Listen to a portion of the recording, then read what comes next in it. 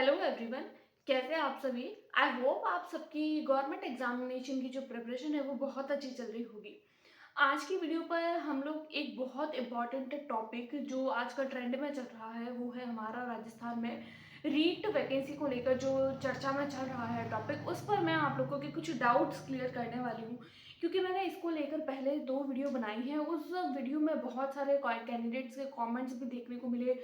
और भी मैंने जब वीडियोस देखी तो मैंने देखा कि कितने सारे कैंडिडेट ऐसे हैं जिनको इस टॉपिक पर बहुत ज़्यादा कंफ्यूजन है। क्योंकि देखिए, एक बार जो है वो हमारे जो शिक्षा मंत्री जी है उन्होंने ये बोल दिया कि आपका जो अब थर्ड ग्रेड का एग्जाम होगा वो अब 2 नहीं होके 1 होगा। अब इस ये जो शब्द है ना, इस शब्द को कैंडिडेट्स ने पकड़ लिया है और वो ऐसे सोच रहे हैं कि अब रीट की वैकेंसी कैसे होगी, 1 पेपर होगा, 2 पेपर होगा। मैं यहाँ पे एक अखबार की आप लोगों से कटिंग भी लगा रही हूँ। उस कटिंग में अगर आप लोग उसको अच्छे से देखते हैं तो उसमें ये लिखा गया है कि आप लोगों की रीट बंद नहीं होगी। अब लोगों को ये क्या लग रहा है कि जब उन्होंने ये सब देखा ना कि भाई ना रीट को लेकर कुछ कुछ इन्फॉर्मेशन आ रही है, तो क्योंकि ऐसे कैंडिडेट जो काफी टाइम से प्रिपेयर कर रहे हैं या फिर वो कैंडिडेट जिन्होंने रीट पिछली बार जो रीट हुआ था उसको क्लियर कर चुके हैं और अब वो अपने थर्ड ग्रेड मेन एग्जामिनेशन के लिए प्रिपेयर कर रहे हैं, तो ऐसे कैंडिडेट को ज्यादा कंफ्यूजन रहती है। तो वो उनके माइंड में एक ही क्वेश्चन है कि अगर रीट को बंद कर लिया तो हमारी जो पिछले बार का सर्टिफिकेट है वो क्या काम आएगा। तो हमारी मेहनत ऐसे बेकार हुई। और अगर रीट को बंद नहीं करते हैं तो क्या अब हम थर्ड ग्रेड के लिए प्रिपेयर करें या नहीं करें, तो ये सारी कंफ्यूजन है। तो देखिए, अगर जो मैं अखबार की कटिंग लगा रही हूँ उसमें अगर आप लोग क्लियरली देखें तो उसमें ऐसा क्लियर लिखा गया है कि आप लोगों की रीट बंद नहीं होगी। आप लोगों के ये जो दो पेपर होते थे, 2 की जगह 1 पेपर होगा, ऐसा भी कहीं नहीं लिखा हुआ है। ऐसा आप लोग कंफ्यूजन में मत आइए कि ऐसे 2 की जगह 1 पेपर होगा। इन्होंने अभी तक सिर्फ यही लिखा है अपने जो इन्होंने अपने कुछ बयान दिए हैं, उस बयान के दौरान इन्होंने हमारे साथ में सिर्फ यही चर्चा करी है कि आप लोगों का जो रीट का एग्जाम है उसको बंद नहीं किया जाएगा, बल्कि ये जो थर्ड ग्रेड एग्जामिनेशन है या फिर जो टीचिंग को लेकर जो एग्जामिनेशन होते हैं उनमें एक इस तरीके से पारदर्शिता लाई जाएगी कि जो कैंडिडेट सच में टीचर बनने लायक है उसी को टीचर बनाया जाए। इनके कहने का मतलब ये है कि रीट बंद नहीं होगी, एग्जाम तो आपका होगा, लेकिन एग्जाम का जो करवाने का, उसको कंडक्ट करवाने का जो तरीका है उसको बदल दिया जाएगा। उसको बदल के और उस एग्जाम के अंदर इतनी पारदर्शिता लाई जाएगी कि जो क्योंकि देखिए, जब हम टीचर बनते हैं तो टीचर बनने के बाद हम स्कूल्स में पढ़ाते हैं, स्कूल्स में स्टूडेंट्स को पढ़ाते हैं, बच्चों को पढ़ाते हैं, और वो बच्चे जो होते हैं वो कल का भविष्य होते हैं, राइट। तो ये जो चीज है ये कल के भविष्य के लिए है कि आज अगर स्कूल्स में अच्छे टीचर्स मिलेंगे तो कल वो हमारे देश का भविष्य को संवारने का काम करेंगे, राइट। तो इसके लिए इन्होंने ये बताया था कि हम रीट को बंद नहीं करेंगे, लेकिन हाँ उस एग्जामिनेशन में एक ऐसी पारदर्शिता लाएंगे।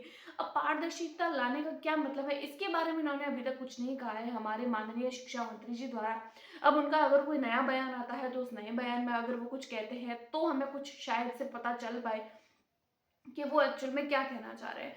बाकी अगर बात करें कि आप लोग रीट के लिए प्रिपेयर कर रहे हैं या फिर आप लोग जो है वो मेंस एग्जाम के लिए प्रिपेयर कर रहे हैं, तो देखिए लास्ट वीडियो में भी मैंने आप लोगों के साथ में यही बात बताई थी कि अगर आप लोगों को लॉट्स ऑफ कंफ्यूजन्स है एंड आप लोगों को यही लग रहा है कि अब किसकी तैयारी करें, क्योंकि अगर रीट के लिए प्रिपेयर सिर्फ रीट के लिए करते हैं, मेन्स के लिए नहीं करते हैं, और अगर फिर मेन्स एग्जाम हो जाता है तो उसमें जीके पढ़ना पड़ता है, तो रीट में तो जीके नहीं आता है। साइंस मैथ्स वालों की अगर मैं बात करूँ, मैं स्पेशली साइंस मैथ्स वालों की बात कर रही हूँ, राइट। और तो जीके नहीं आता है साइंस मैथ्स वालों के, तो हम इतना सारा जीके क्यों पढ़े। और अगर हम लोग सिर्फ रीट के लिए प्रिपेयर करें और मेंस के लिए प्रिपेयर ना करें तो उसमें तो जीके आता है, तो मतलब एक कंफ्यूजन क्रिएट हो गई है। तो ऐसे टाइम में आप लोग क्या कर सकते हैं, अपनी रीट की प्रिपरेशन के लिए एक प्रॉपर स्ट्रेटजी को बना सकते हैं। आप लोग ऐसे सब्जेक्ट्स ढूंढिए जो आप लोगों के रीट एग्जामिनेशन में भी आते हैं और साथ ही साथ मेंस एग्जाम में भी आते हैं। जैसे रीट में हमारा क्या आता है, साइकोलॉजी आता है, तो रीट में भी साइकोलॉजी आ रहा है और मेंस में भी साइकोलॉजी आ रहा है। साइकोलॉजी तो दोनों में आ रही है, सिलेबस दोनों का सेम है। एक दो टॉपिक आप लोगों को आगे पीछे देखने को मिलेंगे, तो आप उसको पढ़िए। अपना साइकोलॉजी वाला पोर्शन तो अच्छे से कवर करके रखिए ताकि आप लोगों को कोई भी एग्जाम हो तो आपको दिक्कत नहीं रहे। क्योंकि जब नई सरकार आएगी तो हो सकता है उनका कुछ रूल्स जो उनके चेंज हो जाए, फिर आपको उतना टाइम ना मिले, तो आपको बहुत ज्यादा कंफ्यूजन होगी। तो इसको लेकर आप लोग कंफ्यूजन में मत रहिए। आप लोग अपने वो सब्जेक्ट्स को पहले से क्लियर कर लीजिए जो आप लोगों के दोनों में आने वाले हैं। जैसे अगर मैं साइंस मैथ्स की बात करूं तो साइंस और मैथ्स आप लोगों के किस में आएगा, आप लोगों के रीट में भी यानी जो मेंस होगा उसमें भी आएगा और रीट में भी आएगा।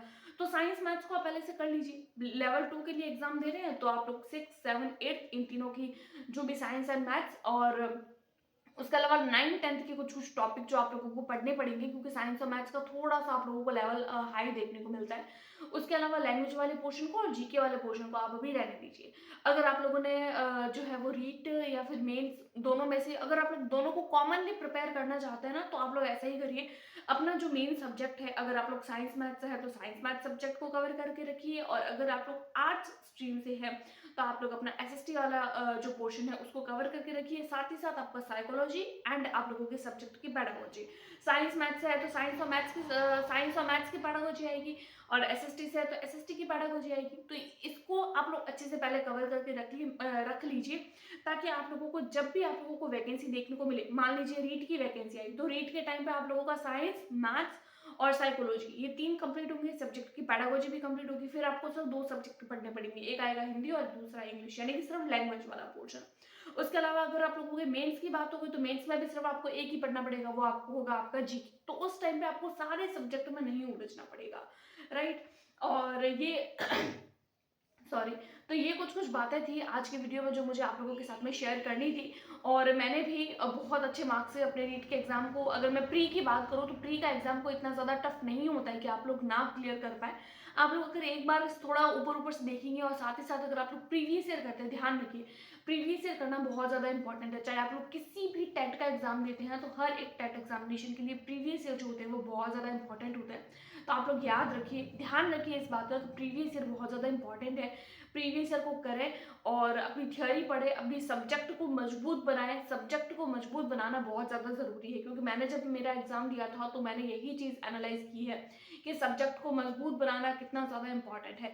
तो साइंस पे फोकस करें, मैथ्स पे फोकस करें एंड साइकोलॉजी पे फोकस करें। ये 3 सब्जेक्ट आप लोगों अगर अच्छे से कर लेते हैं तो आप लोगों का रीड तो ऐसे ही हो जाएगा, रीड तो ऐसे ही आ जाएगा। फिर मेंस के लिए तो आप लोगों को जीके पढ़ना पड़ेगा, और हम भी हमारे चैनल पर अगर वैकेंसी आती है या वैकेंसी को लेकर एक पारदर्शिता, एक क्लियरिफिकेशन हम लोगों को मिल जाए कि हाँ एग्जाम को लेकर क्या जो है वो कंफर्मेशन हम लोगों को मिल रही है, एक क्लियर क्लियर पिक्चर अगर हम लोगों के सामने जो है वो एग्जाम को लेकर बन जाता है, तो हम भी हमारे चैनल पर जो है वो स्टार्ट कर देंगे प्रिपरेशन। मैं मेरे खुद के नोट्स आप लोगों के साथ में साइंस के, मैथ्स के, साइको के एंड सब्जेक्ट की, पेडागोजी के सब्जेक्ट जो मैंने खुद ने जब एग्जाम दिया था और मेरे भी अच्छे मार्क्स से ही पास हुआ था रीट का, तो फिर मेरी खुद की स्ट्रैटेजी भी मैं आप लोगों के साथ में शेयर करी भी है मैंने पहले, और अभी भी मैं आप लोगों को हर एक वीडियो में बता ही रही हूँ। मैंने प्रीवियस ईयर पे फोकस किया था, एनसीईआरटी पे फोकस किया था, और जो है वो ज़्यादा से ज़्यादा मैंने प्रैक्टिस सेट किए थे जो मैंने सिर्फ प्रीवियस ईयर से ही लगाए थे।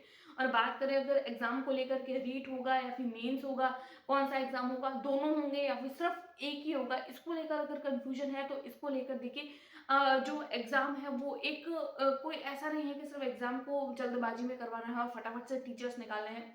ऐसा कोई भी उद्देश्य नहीं होता है हमारे जो भी शिक्षा का जो भी सिस्टम होता है, हमारा उद्देश्य जो शिक्षा का जो सिस्टम होता है वो यही होता है कि हर एक स्कूल में, हर एक विद्यालय में एक अच्छा शिक्षक मिले, और एक अच्छे शिक्षक के लिए एक एग्ज़ामिनेशन में जो है वो पारदर्शिता होना बहुत ज़्यादा ज़रूरी है। और एग्जाम में पारदर्शिता के लिए एग्जाम जो है वो उसको अच्छे तरीके से कंडक्ट करवाया जाए, क्योंकि जब 2 पेपर होता है ना, देखिए 2 पेपर में भी कंफ्यूजन रहती है, क्योंकि जब 2 पेपर होता है ना तो एक तो समय ज़्यादा लगता है एग्जाम को करवाने में, और कैंडिडेट भी परेशान होता है। उस बीच अगर पेपर लीक हो जाए तो वो भर्ती बहुत लंबी चलती है। ऐसे टाइम में जो वो विद्यार्थी जो विद्यालय में अध्ययन कर रहे हैं, छोटे-छोटे जो बालक होते हैं, तो उनको बहुत दिक्कत रहती है, राइट। तो आप इन बातों का ध्यान रखें, और अगर आप लोग सच में एक सीरियस एस्पिरेंट है तो आप लोग अपनी जो सब्जेक्ट और पैडागोजी सब्जेक्ट को पढ़िए, सब्जेक्ट की पैडागोजी को पढ़िए और आपकी साइकोलॉजी को पढ़िए। इन 3-4 सब्जेक्ट्स को आप लोग कवर करके रख लीजिए।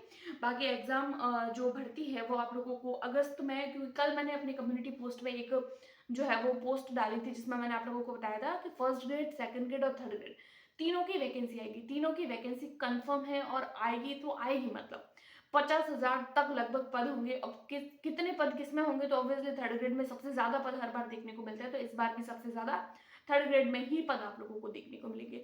तो ये बात ध्यान रखिए। और बाकी अगर आप लोग फर्स्ट ग्रेड के लिए प्रिपेयर कर रहे हैं तो उसके लिए करिए, सेकंड ग्रेड के लिए कर रहे हैं तो उसके लिए करिए, और थर्ड ग्रेड के लिए करना चाहते हैं तो हमारे चैनल से जरूर जुड़े रहें, क्योंकि मैं अपनी स्ट्रैटेजी भी शेयर करूंगी और मेरे जो भी नोट्स है वो भी मैं आप लोगों के साथ में शेयर करूंगी जब रीट की वैकेंसी आएगी तब, राइट। और रीट की वैकेंसी तो आएगी, कंफर्म आएगी, तो आप लोग इस चिंता में मत रहिए कि कब आएगी। तो सितंबर और अगस्त सितंबर तक आप लोगों को लगभग देखने को मिल जाएगी, राइट। और ये जो बहुत सारी जगह पे अगर आप लोगों को इसको लेकर कोई कंफ्यूजन बनी हुई है ना कि एक एग्जाम होगा, दो एग्जाम होगा, फिर आप लोग यहाँ वहाँ से देख लेते हैं या कहीं ना कोई सी वीडियो देख लेते हैं, तो हम और ज्यादा कंफ्यूज हो जाते हैं कि हम पढ़े या ना पढ़े। आप अपने खुद दिमाग से सोचिए कि आप लोगों को एक, क्योंकि हम लोगों को सिर्फ सिलेक्शन लेना है, हमारा काम है सिर्फ सिलेक्शन लेना। एग्जाम किस तरीके से होगा, कब होगा, कैसे होगा, ये हमारा काम नहीं है, ये सोचना हमारा काम नहीं है।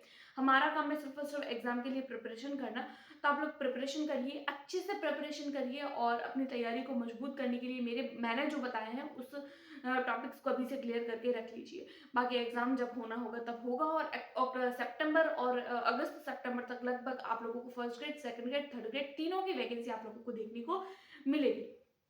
और रीट को लेकर अगर आप लोगों को जो कंफ्यूजन है, आई होप आज की वीडियो में आप लोगों की क्लियर हो गई होगी। इसके अलावा भी अगर आप लोगों को कोई डाउट है तो आप मुझे कमेंट कर सकते हैं। अगर मुझे उस कमेंट में लगता है कि हाँ रिप्लाई करना चाहिए तो मैं ज़रूर करने की कोशिश करूंगी। आई होप आप लोगों को वीडियो पसंद आई है। अगर पसंद आ रही है तो प्लीज़ चैनल को लाइक करें, चैनल को सब्सक्राइब जरूर करें, वीडियो को लाइक करें, अपने दोस्तों के साथ में शेयर करें। Thanks for watching.